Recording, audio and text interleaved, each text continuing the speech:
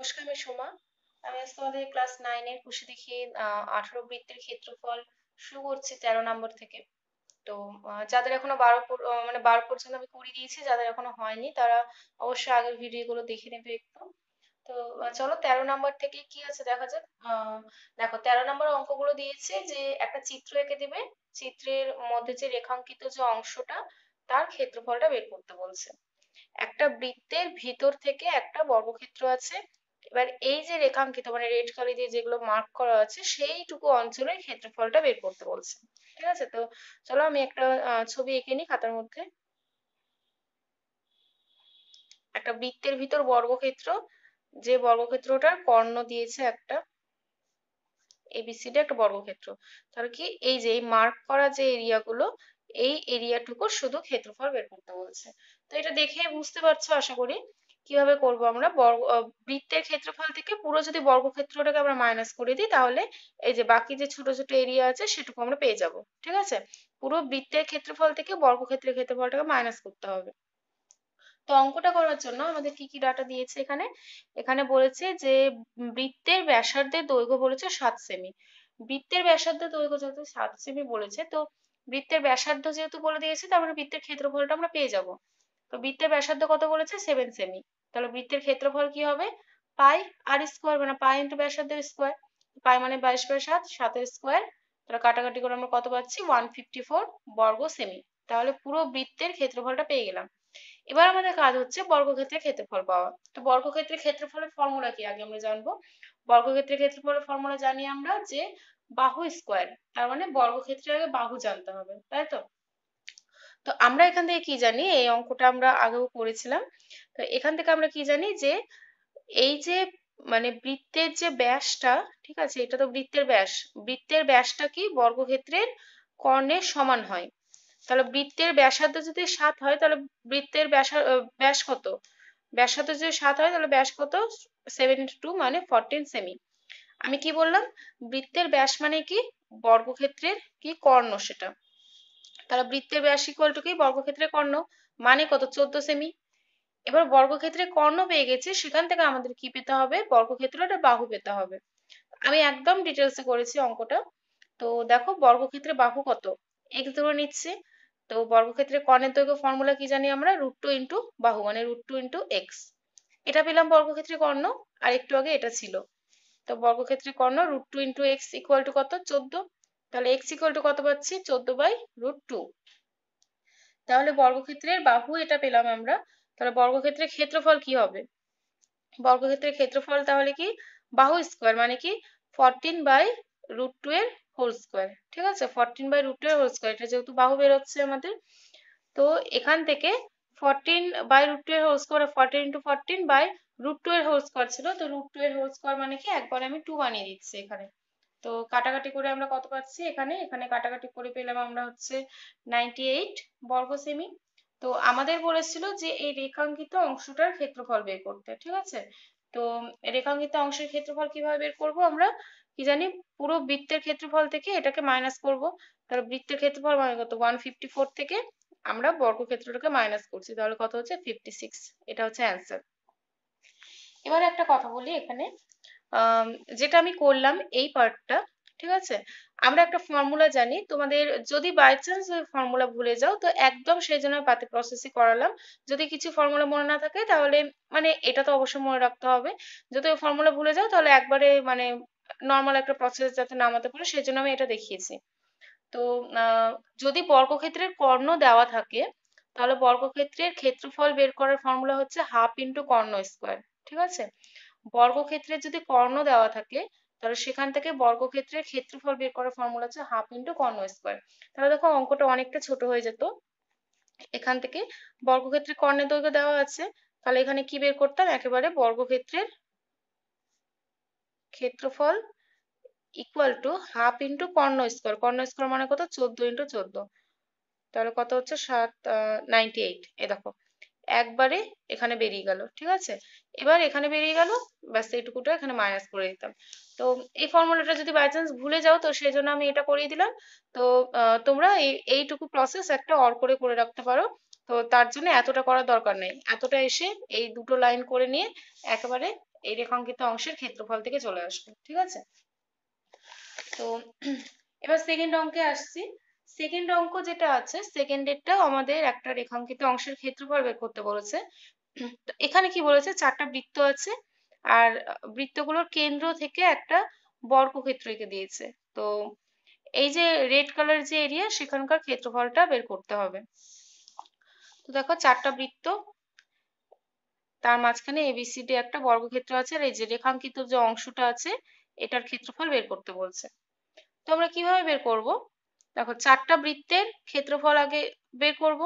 সবগুলো বৃত্ত সমান যেহেতু, কারণ এখানে আমাদের বলে দিয়েছে যে বৃত্তের ব্যাসার্ধ বলেছে 3.5 সেমি, প্রতিটি বৃত্তের ব্যাসার্ধ 3.5 সেমি, তার মানে প্রতিটা বৃত্ত কি সেম। তাহলে একটা বৃত্তের ক্ষেত্রফল বের করলে চারটা বৃত্তের ক্ষেত্রফল হয়ে যাচ্ছে। তারপরে কি করতে হবে, আমাদের জাস্ট এইটুকু করে এরিয়া বাদ দিতে হবে। এই বৃত্ত থেকে এইটুকু এরিয়া বাদ যাবে, এই বৃত্ত থেকে এইটুকু এরিয়া বাদ যাবে, এটা থেকে এটা, এটা থেকে এইটুকু এরিয়া বাদ যাবে। তো আমার ছবিটা যেহেতু আমি হাতে এঁকেছি সেই জন্য কোনোটা ছোট কোনোটা বড় হয়েছে। তো তোমরা বইয়ে দেখতে পারো, ছবিটা দেখো সমান সমান এরিয়া বাদ যাচ্ছে সব জায়গা থেকে, ঠিক আছে। তো আমাদের ফার্স্ট কাজ হচ্ছে চারটা বৃত্তের ক্ষেত্রফল বের করা। তো দেখো প্রতিটা বৃত্তের ব্যাসার্ধ কত বলেছে, 3.5 সেমি। একটা বৃত্তের ব্যাসার্ধ বলেছে 3.5 সেমি। তাহলে চারটা বৃত্তের মোট ক্ষেত্রফল কি হবে, একটা বৃত্তের ক্ষেত্রফল কত হচ্ছে, যে পাই আর স্কোয়ার, ঠিক আছে। এই দেখো একটা বৃত্তের ক্ষেত্রফল কত, পাই আর স্কোয়ার। তো একদম আমি চারটা বৃত্ত লিখেছি, তাহলে চারটা বৃত্তের ক্ষেত্রফল কি হচ্ছে, 4 পাই আর স্কোয়ার। তাহলে 4 পাই মানে বসিয়েছি, আর মানে এখানে কত 3.5 এর তার হোল স্কোয়ার। তো এখানে ক্যালকুলেশন করে আমরা কত পাচ্ছি, 154 বর্গ সেমি। মানে চারটা বৃত্তের টোটাল ক্ষেত্রফল পেলাম 154 বর্গ সেমি, ঠিক আছে। এবার আমাদের কাজ এই যে এই এরিয়াটুকু বের করা। এই যে এরিয়াগুলো আছে, যে কোনো একটা বের করলে আমাদের সবগুলো বেরিয়ে যাবে। তো এই এরিয়াগুলোকে বের করে নিয়ে বাদ দেওয়া আমাদের। তো সেটা কিভাবে করব, দেখো এই যে কোণটা করেছে এখানে, এই কোণটা কত ডিগ্রি কোণ করেছে, 90 ডিগ্রি। এখানেও 90 ডিগ্রি, এটাও 90 ডিগ্রি, এটাও 90 ডিগ্রি, ঠিক আছে। এগুলো হচ্ছে 90 ডিগ্রি করে একটা কোণ আছে। তো আমরা বলতেই পারি এই যে বৃত্তকলাটা আছে, এই বৃত্তকলাটার ক্ষেত্রফল বের করব। তো এই রকম একটা বৃত্তকলার ক্ষেত্রফল বের করা মানে চারটা বৃত্তকলার ক্ষেত্রফল বেরিয়ে যাবে, ঠিক আছে। এই বৃত্তটা থেকে আমরা বৃত্তকলাগুলোকে বাদ দিব, তাহলেই আমাদের যেটা চেয়েছে রেখাঙ্কিত অংশের ক্ষেত্রফলটা বেরোবে। তো দেখো একটা বৃত্ত মানে আমরা কত ডিগ্রি জানি, 360 ডিগ্রি। তাহলে 360 ডিগ্রির ক্ষেত্রফল কত বেরোচ্ছে আমাদের, যেটা মানে পাই আর স্কোয়ার, যেটা 360 ডিগ্রির যে ক্ষেত্রফলটা সেটা হচ্ছে আমাদের পাই আর স্কোয়ার। তো এখানে আমি একেবারে করেছি এটা, দেখো 360 ডিগ্রির ক্ষেত্রফল মানে হচ্ছে পাই আর স্কোয়ার, মানে পাই ইন্টু 3.5 এর হোল স্কোয়ার, ঠিক আছে। এটা হচ্ছে 360 ডিগ্রির ক্ষেত্রফল। তাহলে 90 ডিগ্রির ক্ষেত্রফল কত হবে, কারণ ওই যে পার্ট গুলো এগুলো তো 90 ডিগ্রির পার্ট এক একটা, তাহলে 90 ডিগ্রির যে ক্ষেত্রফলটা সেটা বের করতে হবে, কারণ আমি কি বললাম এই বৃত্তকলাগুলো আমি শুধু বের করব, ঠিক আছে। তাহলে 360 ডিগ্রি মানে যদি এইটা হয়, এটার ক্ষেত্রফল হয়, তাহলে একে কত হয় আর 90 তে কত হয়। তো এইটুকু ক্যালকুলেশন আশা করি তোমরা মুখে করতে পারবে, তো সেই জন্য আমি ডিরেক্ট করেছি এখানে। তো 90/360 ইন্টু এত। তো এখানে পুরোটা ক্যালকুলেশন করা হয়েছে, ক্যালকুলেশন নিজের মতো করবে, কারণ কাটাকাটি কোনো ধরো মেলানো যায় না কারোর সাথে কারোর। তো এখানে আমাদের হয়েছে 77/8 বর্গ সেমি, ঠিক আছে। এটা হচ্ছে একটা বৃত্তকলার ক্ষেত্রফল বেরোচ্ছে। তো আমি বারবার বলছি একটা বের করা মানে কি চারটা বেরিয়ে যাবে, কারণ সবাই সমান হয় এখানে। তাহলে অতএব চারটে বৃত্তকলার ক্ষেত্রফল কি হচ্ছে, 4 ইন্টু এটা, কাটাকাটি করে কত হচ্ছে 38.5 বর্গ সেমি। এবার আমাদের কি বলেছে, এই যে রেখাঙ্কিত অংশটা আছে তার ক্ষেত্রফল বের করতে। তাহলে চারটা যে বৃত্তের ক্ষেত্রফল বের করেছি সেখান থেকে যদি আমি বৃত্তকলাগুলোকে যদি বাদ দিয়ে দিই চারটা বৃত্তকলাকে, তাহলে আমাদের ক্ষেত্রফলটা বেরিয়ে যায়। তো চারটা বৃত্তের ক্ষেত্রফল থেকে আমাদের এটা বের করতে হবে। তাহলে রেখাঙ্কিত অংশের ক্ষেত্রফল কি হচ্ছে, রেখাঙ্কিত অংশের ক্ষেত্রফল হচ্ছে টোটাল যে বৃত্তের বেরিয়েছিল মানে কত, 154। তাহলে এখানে বের করবো আমরা 154 মাইনাস 38.5, ঠিক আছে। চারটা বৃত্তের ক্ষেত্রফল থেকে বৃত্তকলার ক্ষেত্রফলটা বাদ দিচ্ছি, তাহলে এখানে কত হয় 115.5 বর্গ সেমি। এই হচ্ছে অ্যান্সার। অঙ্কটা একটু বুঝে করবে, একদম ইজি অঙ্কটা। আচ্ছা এবার নেক্সট আসছে 14 নম্বরে। 14 নম্বরটা বলেছে যে দীনেশ তাদের শ্রেণীর কতজন কোন খেলা খেলতে ভালোবাসে তার একটা পাইচিত্র তৈরি করেছে। যে পাইচিত্র তোমরা এইটি করেছো, জানো পাইচিত্র জিনিসটা কি। তো বলেছে যে যে বৃত্তের ব্যাসার্ধের দৈর্ঘ্য 3.5 সেমি নিয়েছে, তো প্রতিটা বৃত্তকলার পরিসীমা এবং ক্ষেত্রফল কত হবে সেটা হিসাব করতে বলছে। পাইচিত্র মানে জানো, একটা বৃত্তের ভিতরে মোটামুটি একটা একটা করে বৃত্তকলা নিয়ে সেই জিনিসগুলোকে দেখানো হয়। তো আমি একটা বৃত্ত এঁকেছি যার ব্যাসার্ধ বলেই দিয়েছিল 3.5 সেমি, তো আমি নিয়েছি। অঙ্কটা বিভিন্ন জন বিভিন্ন ভাবে করতে পারে, কারণ অঙ্কটাতে কোনো রকম মান বলে দেয়নি এখানে এক্স্যাক্টলি। তো এরকম অঙ্ক এক্সামে আসে না, এখানে বিভিন্ন জন বিভিন্ন মান নিয়ে করতে পারে। তো আমি আমার সুবিধার জন্য 90 ডিগ্রি নিয়েছি, কারণ একমাত্র 90 ডিগ্রিতে কম ক্যালকুলেশন করতে হয়। তো আমি এমন একটা বৃত্ত মানে আমি এমন একটা এখানে পাইচিত্র আঁকছি যার একটা বৃত্তকলার মান হচ্ছে 90 ডিগ্রি, একটা আঁকছি এখান থেকে আমি মোটামুটি 60 ডিগ্রি। আমাদের টোটাল কত ফিল আপ করতে হবে, এখান থেকে টোটাল ফিল আপ করতে হবে হচ্ছে এখানে 360 ডিগ্রি। তো এখানে 90 প্লাস 60 মানে কত হয়েছে, 150 হয়েছে। মানে 360 থেকে 150 বাদ দিচ্ছি, তাহলে কত হয় 210। তো আমি বাকি পুরোটাকে 210 ডিগ্রি নিয়ে নিলাম, ঠিক আছে। বাকিটাকে আমি 210 নিয়ে নিলাম, কারণ যতগুলো আমি আঁকবো আমাকে ততগুলো মান বের করতে হবে, তো সেই জন্য আমি এই পুরোটাকে 210 নিচ্ছি আর বাকিগুলো এইভাবে রাখলাম। তো বলেছে যে এই যে প্রতিটি বৃত্তকলার পরিসীমা এবং ক্ষেত্রফল বের করতে বলেছে, আবার প্রত্যেকটারই বের করতে হবে পরিসীমা আর ক্ষেত্রফল। আচ্ছা, তো ফার্স্টে আমি 90 ডিগ্রিটা বের করছি। ধরো এগুলোতে কিছু নেই, আমি 90 ডিগ্রিটা বের করছি। তো পরিসীমা বের করা মানে কি, পরিসীমা মানে জাস্ট বাউন্ডারি। তো তার মানে কি 90 ডিগ্রি যেটা আছে তার মানে এইটার দৈর্ঘ্য প্লাস কি এই যে এইটুকুটার দৈর্ঘ্য, এই যে এই চাপটার দৈর্ঘ্য, এইটার দৈর্ঘ্য আর এটার দৈর্ঘ্য, তিনটাকে যোগ করলে আমরা এই যে মানে বৃত্তকলাটা আছে তার পরিসীমাটা পাবো আমরা। তো চলো এটা কিভাবে করব দেখো। এও বি যে বৃত্তকলাটা আছে তার পরিসীমা বের করার জন্য আমি যেটা বললাম এটা এটা আর এই যে বৃত্তচাপটা আছে তার মানে দৈর্ঘ্যগুলো বের করব। তো এটার দৈর্ঘ্য মানে কি, ওবি মানে কি ব্যাসার্ধ মানে 3.5, ওএ মানেও কি ব্যাসার্ধ হইতো মানে 3.5, শুধু আমাদের এবিটা বের করতে হবে। তো এবি বৃত্তচাপের দৈর্ঘ্য ইকুয়াল টু, দেখো কত ডিগ্রি কোণ করেছে, 90 ডিগ্রি, ঠিক আছে। এটা একটা ফর্মুলাও বলতে পারো তোমরা, যে কোণটা থাকবে সেই কোণটা বাই, যেহেতু টোটাল বৃত্তটা বলছে তাহলে যে কোণটা তোমার এখানে থাকছে সেই কোণটা বাই 360 ডিগ্রি ইন্টু, যেহেতু আমরা কি বের করছি যে এখানে পরিসীমাটা বের করছি তার মানে কি 2 পাই আর। তাহলে এখানে একবারে 1/4 করছি এটা কেটে, আর এখানে 2 পাই মানে হচ্ছে 22/7, আর আর মানে কত বলেছে এখানে 3.5। তো আমি এখানে পয়েন্ট উঠিয়ে দিচ্ছি।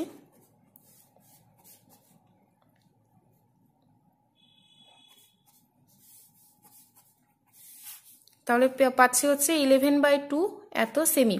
তাহলে এবি বৃত্তচাপের দৈর্ঘ্য পেলাম 11/2 সেমি। তাহলে এ ও বি যে বৃত্ত কলা আছে, ঠিক আছে, এ ও বি যে বৃত্ত কলা আছে, এই যে এই কলাটা তার পরিসীমা বের করছি। এ ও বি বৃত্ত কলার পরিসীমা ইকুয়াল টু কত, এইটা প্লাস এটা মানে কত 3.5 প্লাস 3.5 প্লাস কত 11/2। তাহলে 3.5 মিলে কত হয় 7 প্লাস 11/2, তাহলে এখানে কত হয় 14 প্লাস 11/2 মানে হচ্ছে 12.5 এত সেমি, ঠিক আছে। এবার বলেছে যে এও বি যে বৃত্ত কলাটা আছে তার আবার ক্ষেত্রফল বের করব এটার। তাহলে ক্ষেত্রফল কিভাবে বের করব, এও বি বৃত্ত কলার ক্ষেত্রফল ইকুয়াল টু কিভাবে করব 90/360, কারণ এও বি বৃত্তকলার ক্ষেত্রফল মানে কি এই যে 90 ডিগ্রিটার বের করতে হচ্ছে। তো যেটা বললাম 90/360 ইন্টু যেটা টোটাল যে ক্ষেত্রফলটা, তাহলে টোটাল ক্ষেত্রফল মানে কি পাই আর স্কোয়ার। তাহলে এখানে হচ্ছে 1/4, পাই মানে 22/7, আর আর স্কোয়ার মানে কত 3.5 ইন্টু 3.5। তো এখানে আমাদের হয় হচ্ছে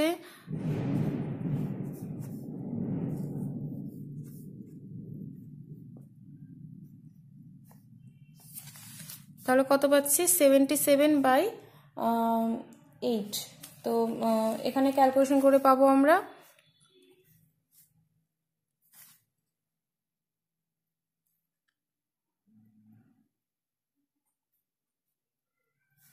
এত বর্গ সেমি।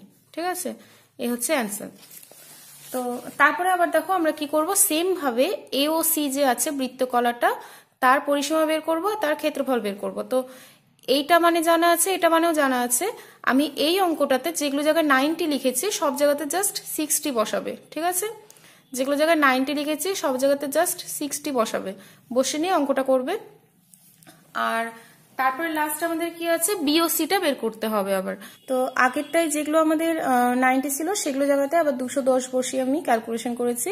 আর জাস্ট নামগুলো তোমরা এখান থেকে দেখবে, নামগুলো দেখে নিয়ে ক্যালকুলেশন করবে। এটা আমি বিওসিটা করে রেখেছি, তোমরা যে এইটুকু করবে, এওসি বৃত্তকলার পরিসীমা আর ক্ষেত্রফলটা বের করবে।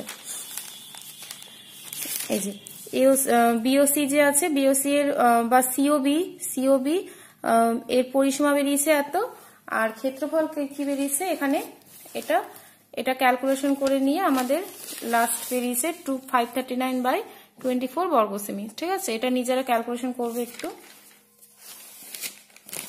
আচ্ছা, নেক্সট আসছি 15 নাম্বারে। 15 নাম্বারটাও একই টাইপের দিয়েছে, চিত্র দিয়ে বলেছে নিতু একটি বর্গক্ষেত্র এবিসিডি এঁকেছে, যার প্রত্যেকটা বাহুর দৈর্ঘ্য, এই যে এবিসিডি যে বর্গক্ষেত্র আছে তার প্রত্যেকটা বাহুর দৈর্ঘ্য 12 সেমি করে বলেছে।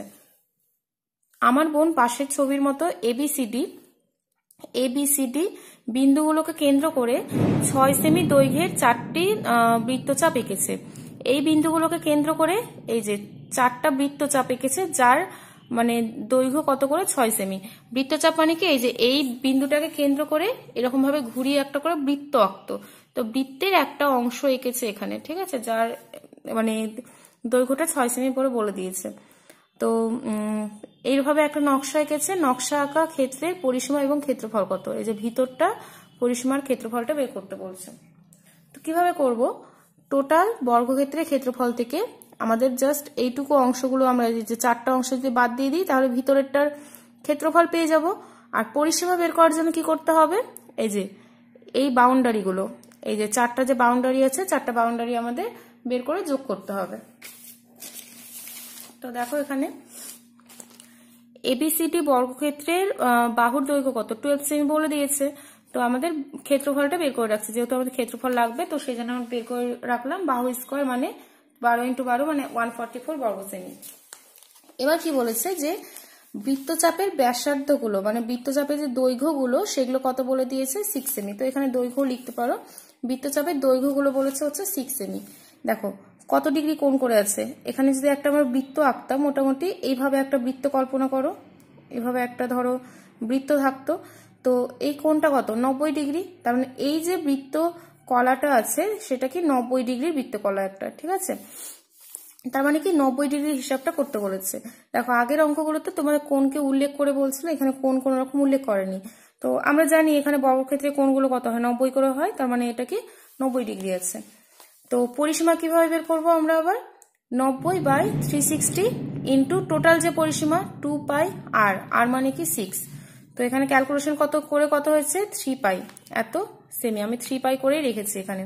তাহলে একটা বৃত্তচাপের পরিসীমা বেরোচ্ছে, যে এরকম একটার বেরোচ্ছে, তো এরকম কটা আছে 4টা আছে, তাহলে 4টি বৃত্তচাপের পরিসীমা কত হচ্ছে 4 × 3π। দেন এখানে ক্যালকুলেশন করে আমাদের কত বেরোলো 67 মানে 37 × 5 = 7 সেমি, মানে এই যে 4টার যে পরিসীমা। ঠিক আছে, একটার দৈর্ঘ্য বেরোচ্ছিল, তাহলে এরকম 4টার দৈর্ঘ্য বেরিয়ে গেল। এবার 4টার এরকম দৈর্ঘ্য মানে কি 4 পরিসীমা টোটালটার বেরিয়ে গেল আমাদের। তো তারপরে আমাদের এবার কি বের করতে হবে ক্ষেত্রফলটা। তো ক্ষেত্রফল কি বললাম আমরা কিভাবে করতে হবে, এটার পুরোটার থেকে এই যে বৃত্ত কলাগুলো আছে সেগুলোর ক্ষেত্রফলটা মাইনাস করে দেবো। তো আমি পুরো টোটালটা তোর ক্ষেত্রফল বের করে রেখেছি এখানে। এখন আমাদের কাজ হচ্ছে শুধু এই যে বৃত্ত কলাগুলোর ক্ষেত্রফলটা বের করা। তো সেটা কিভাবে করব, দেখো প্রতিটি বৃত্তকলার ক্ষেত্রফল কি ফর্মুলা 90/360 ডিগ্রি। 90 কেন করছি আবার বলছি, এই যে এগুলোতে যেহেতু 90 ডিগ্রি কোণ আছে, 90/360 ইন্টু টোটাল যে ক্ষেত্রফল সেটা মানে পাই r² মানে 6²। এবার টোটালটা ক্যালকুলেশন করে আমাদের কত হচ্ছে এত বর্গ সেমি। ঠিক আছে, এরকম একটা বৃত্তকলার ক্ষেত্রফল বেরোলো, তো এরকম ভাবে 4টা করতে হবে। তো জাস্ট 4 দিয়ে ইন্টু করে দিলাম, তাহলে আমাদের বেরোচ্ছে 792/7 বর্গ সেমি। এবার 4টার ক্ষেত্রফল বের করা মানে কি, যে এইটা এটা এটা এটা বের হয়ে গেছে। তাহলে কি বলেছে যে রেখাঙ্কিত অংশের ক্ষেত্রফল, তাহলে টোটালটা থেকে যেটা এখনই বের করলাম সেটাকে মাইনাস করব। টোটাল মানে কি 144 থেকে এটাকে মাইনাস করে দিচ্ছি, তাহলে আমাদের পুরোটা ক্যালকুলেশন করে কত পাচ্ছি এখানে 30 × 6/7 বর্গ সেমি। ঠিক আছে, তো রেখাঙ্কিত অংশের ক্ষেত্রফল বের করতে বলেছিল, এটা একটা অ্যান্সার। আর নকশা আঁকা ক্ষেত্রের যে পরিসীমাটা আমরা এখানে বের করে রেখেছিলাম সেটা আমি এখানে অ্যান্সার লিখলাম 37 × 5/7 সেমি। এই হচ্ছে অ্যান্সার। তো তোমরা 14 পর্যন্তই করবে অঙ্কগুলো, কারণ এরপরে আরো এই টাইপের অঙ্ক আছে, তো এগুলো আগে ভালো মতো না বুঝতে পারলে পরে ওগুলো বুঝতে পারবে না। তো আগে হচ্ছে তোমরা 15 পর্যন্ত করবে। আজকে যতটা করালাম, আমি নেক্সট 16 থেকে শুরু করব। আজকে এতটা পর্যন্ত।